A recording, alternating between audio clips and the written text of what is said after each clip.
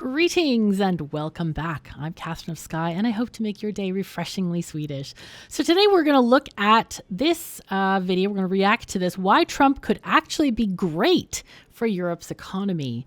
The title really intrigued me because we've gone through a shift in Europe, a very distinct shift in ideas and thoughts. And it starts with the Ukraine war. So we're fighting the war because if Putin takes over Ukraine, the rest of Europe is going to be next. He is not going to stop at one country. He's going to take over the world if he can. So that's how we think of these things, right? And so it started when Trump decided that he was going to pull out. Oh, well, we're not sending any more troops. We're going to deny you intelligence, which is basically free. Like, why would you do that? That's horrible. So he made friends with Putin, and then he pulled out of Ukraine. And so all of Europe, it felt like, oh my God, what are we going to do without the US? And there were all of these, calculations, like how many troops does Europe have? How many troops does Russia have? Can we win this war by ourselves? Do we need the US? And we were just worried and almost crying over this. But then we decided, as we do, to stop crying and say, you know what? We don't need him. We have all of these other allies. We've got Australia. We have many other countries who are willing to join us in this noble fight to stop the dictator from taking over the world. And so we banded together. We have these massive plans and we're making so many contributions. Sweden, especially, one of the newest members of NATO, is putting together so much. I think it's 25% of our national defense budget we are giving to Ukraine. We're giving it to Ukraine. Not a loan, not any of this BS that Trump was saying, oh yeah, you owe us. And yes, a lot of the European things are called loans, but they aren't. They're gifts. I mean, no country's going to ask for those things back because we are, in protecting Ukraine, we're protecting ourselves. We are protecting our future as sovereign nations, all of us. So that's kind of where these ideas started, and Europe has banded together. So when Trump decided to put out these tariffs, punishing the whole rest of the world for trading with the US, we're like, we don't care. We have food. We make stuff. We make our own electronics and cars and bikes and whatever else we need. We do not need America. So I think Trump thought that, oh yeah, we're going to put these big tariffs on everything, and they need our products. So in order for U.S. to keep trading with them, they're going to lower their prices so that they make the same price for American consumers. But Europe is like, nope, the price is the price, dude. Nope. We don't need your stuff. We don't. And this is extremely harmful for American businesses. And as we have discussed before, the tariffs are not reciprocal. Do not believe Trump. Do not even believe a word he says. He is a lying maniac. And this has been proven. He is a liar. I think there was a count. He lies something like over 100 times a day or something. People look at his tweets and see what he says and compares it to reality.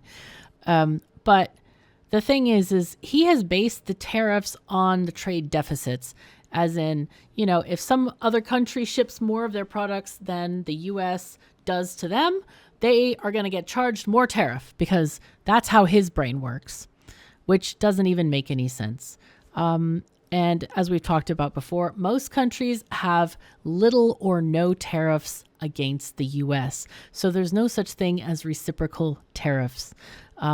Canada and Mexico specifically have a free trade agreement, which the last one was negotiated by, guess who? Donald Trump back in his first term. So yeah, it doesn't make sense. So let's dive into this and see what is going on with this. Trump slapped insane tariffs on all of America's major trading partners, including a 20% flat tariff on the EU. Well, this has caused some understandable anxiety in Brussels. But in certain respects, America's protectionist Oh, by the way, before we get too far, this is by TLDR News EU, and you'll find the link in the description below. Could create some incredible opportunities for the EU. So in this video, we thought we'd explain why, while Trump might cause some pain in the short term, in the long term, this could be genuinely great for the European economy. Not just Europe, but also Canada. I saw some news yesterday where Canada has, so they used to ship a lot of, I think it's either natural gas or oil to the US or both. And they just signed a 15-year deal with China. That's not going to recover quickly. So the first thing to make clear is that Trump's trade wars will incur some short-term pain. Europe exports a lot of stuff to the US, and Trump's 20% tariff will mean less demand for these goods. And it's not even like any other country can really replace the US in this respect. American consumers just buy more stuff than basically anyone else. They do. And the It's a uncertainty huge created consumer by Trump's culture. trade wars will probably dampen consumer demand elsewhere too.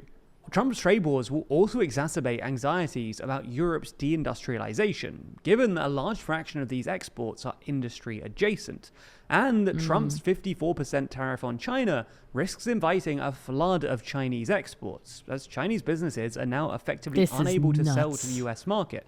Like, that is such a huge thing. I know in Europe as well as America, you look at like Temu and AliExpress and it's like, oh my God, such cheap prices. Let's go, you know? And if they're putting tariffs on all of that, oh my God, people are just going to be ditching those apps and then going back to the wherever, you know, buying local. Directing their goods to Europe instead, pushing down prices further and putting more strain on their European competitors. However, in the medium to long term, there are reasons to think that Trump could actually be, well, really quite good for the European economy, for at least 5 reasons. The first is that the uncertainty that Trump has created in the US has made America way less investable, and at least some of this money that would have been invested in the Yeah, that's one of the things that, you know, Trump has been talking a lot about, oh yeah, we'll get industry back in the US, we'll build factories, we'll do all this stuff. People will move their factories here from China or from Europe. And the reality is, no, no, they won't. First of all, building a factory takes a very long time, takes years. They are very complicated structures. You can't just put one up in a week. Secondly, his policies change literally every day. Tomorrow he might say that, well, sorry, all factories are now owned by the oligarchs of the Trump regime. And it is a regime. It's non-democratic. The US has completely ditched democracy, and it's not a free country anymore. The dictator is making decisions, dictating how things are, and it's not free anymore. And that kind of chaotic political environment is not something that anybody would want to invest in. There are no companies that are going to move their factories to America with this kind of crazy decision making happening every single day. US will now shift into the EU. This is largely why, since January, European stocks Well, and that's a good point. I mean, a lot of businesses might move to the EU or elsewhere. Have massively outperformed American stocks as investors shift their cash from the US into the EU. The Stoxx 600, an index covering 600 European companies, is currently slightly up in this period, while the S&P 500, another index covering the 500 biggest American companies, is down an astonishing 1%. Its worst quarter since the pandemic. This is a marked reversal of a long-running trend. Yeah, you can see that. That's wild. So this is the trend. Because since really 2009, European stocks have generally underperformed US ones. Another reason that investors might move their money from the US to the EU is the erosion of the rule of law that we've seen under Trump. That's what I was talking about. As well as Trump's rhetorical assault on the judiciary, there have also been some glaring cases of blatant corruption. For instance, crypto entrepreneur Justin Sun was being investigated by the SEC until he bought $75 million of crypto tokens from World Liberty Financial, a crypto venture associated with Trump. And then, well, the SEC suddenly dropped the suit. Now, fretting about rule of law I might wonder seem why. like a soppy liberal indulgence, but upholding the rule of law is actually just good for the economy. It is, and that's yeah. because investors will only invest if they know that contracts will be enforced and disputes litigated in good faith. Anyway, the second reason is human capital. Yeah, that's In very short, important. America is becoming a less attractive place to live and work. And Europe can benefit from this by attracting smart people who would otherwise go to the US and drive up US economic growth. The number of Americans moving to Europe was already on the rise before Trump, as was the number of Americans. Yeah, I came before Trump got elected, and I did not. I decided to move, well, like 5 years ago. But my actual moving was over a year ago, before the election. In fact, I was in Sweden about a year before the election. But I could see how corrupt America was getting. And I decided I can't be associated with that. So I dropped my American citizenship, which is a major thing. Like, very few people do that in their entire lives. But I felt like I could not associate myself with that kind of corruption. And I talked to a lot of Americans, smart people with great jobs, that are wanting to get out. They want to flee America because of the policies of Trump, because they see how things are going, because of the crappy medical care, the cost of that stuff, not the care itself, but the cost. And it's really kind of crazy. But I do see a lot of Americans wanting to get out. Americans saying they wanted to leave the US, with Gallup polling from the last year finding that a record 21% of Americans wanted to permanently relocate. That is nuts, 21%. And that's before the election. Holy fuzzy cats. Dang, that's a lot. And this is major, considering how little Americans think about the world. A lot of people have been asking me, what do Americans think about the tariffs and what do they talk about around the dinner table? And I do have some people in America that I know, some friends, and they're just like, oh, well, it won't affect anything much. Like they don't even know about the bigger picture. They don't see the bigger picture. And so to see 21% want to permanently relocate, that's mind-blowing to me. I guess a lot of people are waking up. That's all I can say about that. To another country. But it's not just about Americans moving to Europe. It's also about non-Europeans and non-Americans looking to immigrate. Again, America was already becoming a less attractive place for international immigrants, and this trend will presumably accelerate under Trump. It's funny because I'll talk to people when I go around town, and in the past year, it's been a lot of people, oh yeah, America's great, I want to go to America. And now when I talk to people, I would visit, but I would never live there. It's been a really big shift, like in people's minds here. And some people, they don't even want to visit because of the boycotting and stuff like that. And this is especially true for students. For decades, America has been one of the most desirable places to study, but Trump's assault on American universities, which he sees as bastions of the liberal establishment, will presumably make it less attractive for international students. After all, who would want to go to an American uni when there's a chance that you could be arbitrarily detained or deported because of something you posted on social media? Or even just because you the deportations, like, what are you thinking? Unfriendly country. These students will probably instead opt for unis in the EU or UK, giving Europe an upper hand in terms of human capital. Anyway, the third reason that Trump could be good for the EU is that it might actually help Europe to reindustrialize. Okay. Trump's tariffs are nominally about bringing manufacturing and industry. Jeez, let's look at all these. Vietnam, 46%. Like I said before, these tariffs are based on trade deficit. They're not based on their actual. These countries, most of them have zero tariffs against the U.S. So these are not reciprocal in any way. But look at like Thailand, India, Taiwan. A lot of these places are not rich countries. Indonesia, Malaysia, Cambodia, Brazil, Bangladesh. Are you joking? 37%. Are you crazy? You know why? Because a lot of these countries like Bangladesh, they make mass-produced goods like clothing and other things. And of course, America buys a lot more from them than Bangladesh buys from America. People in these countries do not make a lot of money. They cannot afford the latest smartphones or whatever the heck America wants to sell them. It's nuts. Absolutely nuts. Oh, this is so sad. Jeez. industry back to the US. Because in theory, tariffs will force companies who want to sell in the US market to set up factories and manufacturing centers in America. However, because they've been designed so poorly, they'll probably have the reverse effect. Trump's universal 10% tariff, for instance, will make all components more expensive, which will ultimately reduce the competitiveness of American manufacturers. If Trump wanted to, say, rejuvenate America's auto industry, he should have just tariffed cars, not everything, including car parts, because that actually puts American car makers at a disadvantage too. That's more generally, nuts. Tariffing?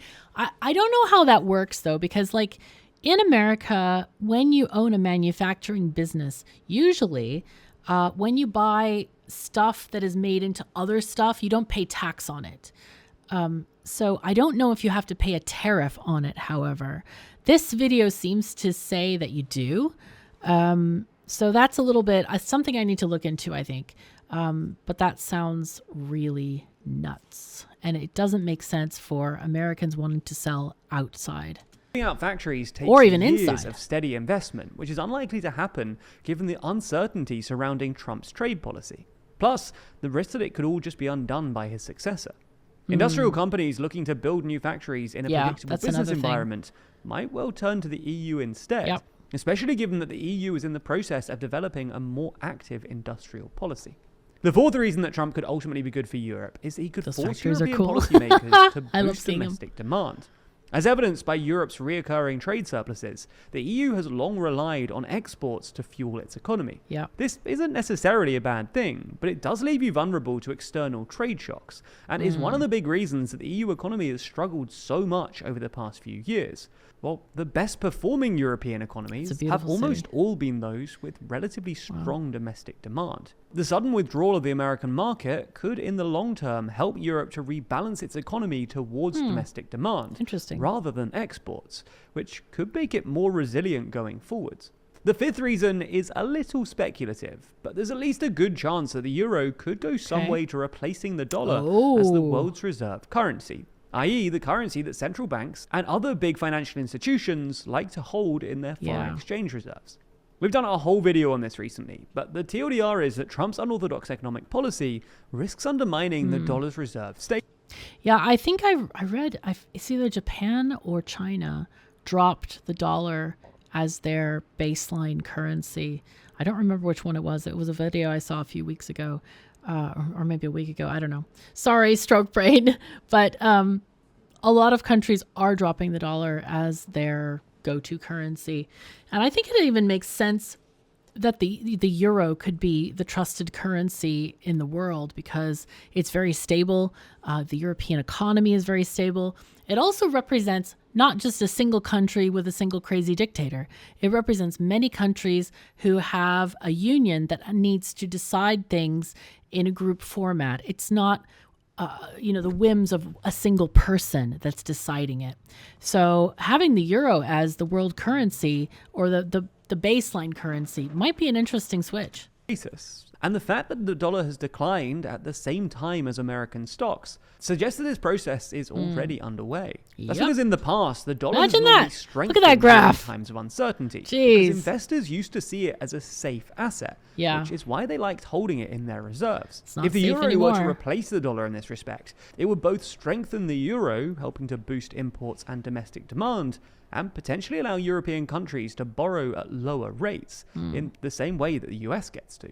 So there you have it. While Trump's far-reaching tariffs and wider policies will cause some pain for Europe, they also present the continent with some pretty considerable economic lot of opportunities. Now, as we've demonstrated in this video, there's a huge amount of uncertainty in the world about politics and current affairs, often with few easy solutions. Unfortunately, this can be the case online too. There are all kinds of bad actors out. Okay, so that's the end of the video. Anyway, this has been really interesting to see, and I'm really glad to see this perspective because it is not all doom and gloom, and I think Trump wants it to be for Europeans. He wants Europeans to suffer as well as the rest of the world, like, cry and, oh my God, Trump, please, please negotiate, please, whatever. But we're not going to do that because we don't care. We do have exports to the US, but we also export with many other trading partners in Europe. And we also have domestic demand for what we produce. I mean, so much of what I see in Sweden is produced in Sweden, like food and electronics and other things, cars. We have really good demand here. We have a really great system. We don't need American products. And we have everything that we need and want. So I think this is a really good opportunity. We've already seen the opportunity happen where we're banding together with other countries against Putin and Ukraine. So I think this is going to be a good opportunity for Europe. So anyway, that is all we have today. I hope you enjoyed this video. Again, check out TLDR News EU. Seems like a really good presenter and really good news. So anyway, thank you so very much for joining me. Take care of yourselves and each other, and I'll see you next time.